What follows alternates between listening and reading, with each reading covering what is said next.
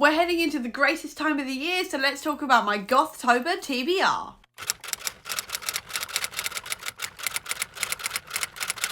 We're heading into October, which is my favourite month of the year because it means Halloween is here, it means I get to read all of my spooky and scary books, and it also means that Gothtober has arrived, and I am so excited about this because I love Gothtober, I love reading spooky things, I love just being in that Halloween spirit. So let's go to exactly what I got for my prompts for Gothtober and exactly what I'm going to be reading for them. These are my prompts for Gothtober. I would usually also be doing TBR Assemble, but to be perfectly honest with you, I've been ill for the last 2 weeks and I just cannot have the brain power to try and squeeze TBR Assemble prompts and Gothtober prompts into the same stack of books, so I just went with Gothtober. And that's why we're also downstairs, because getting the effort together to try and sort out my room and get it ready for filming was just not happening this week. My first prompt is to read a book with a face on the cover, so I'm going for I Feed Her to the Beast and the Beast Is Me by Jameson Shea. I apologise right now if I mispronounced that. And this one is about a ballerina who makes a blood pact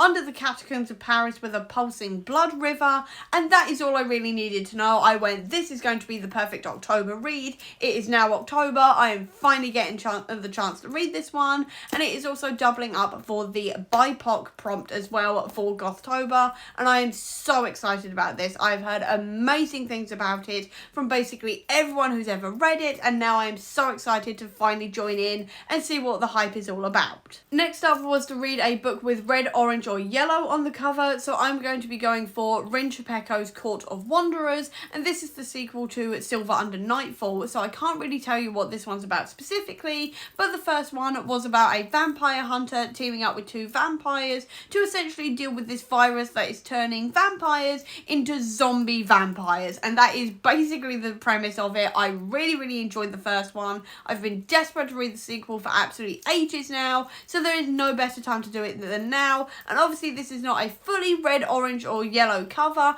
but there is orange and yellow on it, so I am counting it and I am so excited to read it. Next up was to read a book with florals on the cover, and I didn't really have that many options for this, and basically the only one I did have was The Deathless Girls by Kira Millward Hargrave, which does have like flowers around it, so I'm counting it for this prompt. And I don't really know much about this book further than, if I remember rightly, Hannah absolutely loves it, and it is also about the brides of Dracula, and that's all I really know about it. That's all I really want to know about it. I am in such a vampire mood. I keep on calling this year the year of the vampire, and this definitely is going to be fitting in with that theme, and obviously with the Gothtober theme in general as well, so it's about time I finally read it. Next up was a book with buried secrets, so I'm going to be going for Starling House by Alex E. Harrow, and if I remember rightly, this one is about a family with a lot of buried secrets in it, and one of the characters is trying to uncover those, if I remember rightly. All I know is that I really enjoy Alex E. Harrow's writing, and that there is some kind of buried secret in here, and this one has been stuck on my TBR for a good 2-3 years now, ever since it came out, so now I'm finally going to be reading it. Next up is to read a book that I've been avoiding, so I'm going for The Raven Boys by Maggie Stiefvater, because I've been avoiding this book for the best part of a year, I think it is at this point, because this book is really hyped, and it is also one of Olivia's favourite books, and for some unknown reason, whenever I see someone hyping up a book that much, I run away in the opposite direction. Don't ask me why I do it, I just do it, but there we go. I've been avoiding it all year. It's about time I read it. I know I'm going to enjoy this one because Olivia says I will, and also Hannah sent this to me as part of my Waypoint Books full month subscription box, and she has never been wrong before. I know I'm going to enjoy it. I just haven't read it yet for no apparent reason, and I don't really know much about it further than it says, if you kiss your true love he will die, and also, if I remember rightly, there's clairvoyance in it. That's all I really know. That's all I really want to know going into this one, and I'm just going to go for it and finally read it this month. My next prompt was to also read a book that fills me with mounting dread, so I'm going to be going for Clown in a Cornfield, because clowns are terrifying, especially in slasher settings, so definitely going to be counting it for that. It definitely fills me with dread just thinking about it,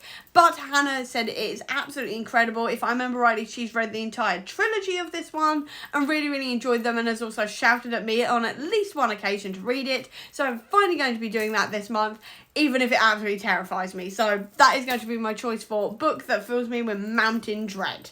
And then, because it is October, there was no way I was getting through this month without reading any James Tynion, because he is the king of the horror graphic novel in my mind. So the first thing I've got is The Nice House by the Sea, which I know basically nothing about. I just trust him implicitly, so I'm going to be reading this one. And then I've also got two things within is Something is Killing the Children series, which is the Books of Slaughter, and then also House of Slaughter Volume 4, I think it is. Either way, it's called Alabaster, and both of these are about the House of Slaughter, which is essentially a group of people who go around hunting monsters. That's all I really know, and that's all I really want to know. Count how many times I've said that in this video, but these are part of the Something is Killing the Children universe, which is one of my favourite ongoing comics right now, so I'm going to be reading these two as well. And finally, I'm also going to be reading the Blood Hunt Marvel event, which is all about what happens when the vampires of the Marvel universe blot out the sun and essentially try to take over the world,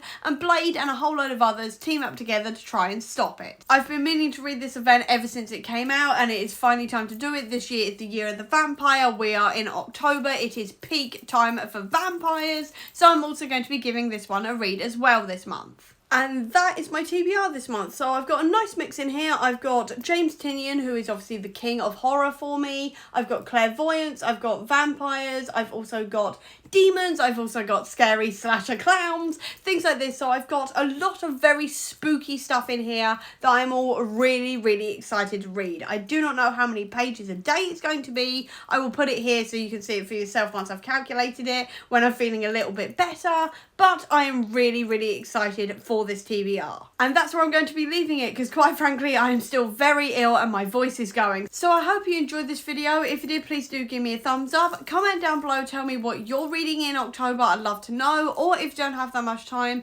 leave me a vampire emoji down below to let me know that you were here. I'll also leave a link as well down below to all of my social media if you want to check it out. Or if you just want to see any more of my videos, please click subscribe here, and over here will be the link to my previous video. But until next time, everyone, bye!